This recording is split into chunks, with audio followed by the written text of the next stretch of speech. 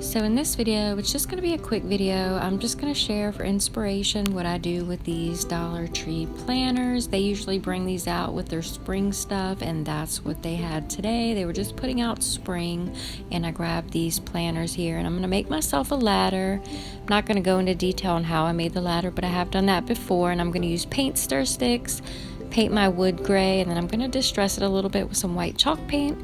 Then I'm going to glue these planners onto my ladder, throw some Dollar Tree floral in there. Keep watching, I'll show you how it turned out. There are words on the front and back side of these planners, and I don't care so much about the back because nobody's going to see the back side, but I am going to cover up the front, and I'm going to use this ribbon here, just wrap it around the words and then just hot glue it to the back. And here's how my ladder turned out. I think it's really cute. I love the buffalo check pattern around the front of my little planners. The floral from Dollar Tree, I picked white because it just goes with most of the farmhouse stuff that I have in my house. But you can put, of course, any kind of floral you want in there. I usually get my floral and my greenery from Hobby Lobby, but today I was at Dollar Tree, so that's what I grabbed, and it's working out just fine.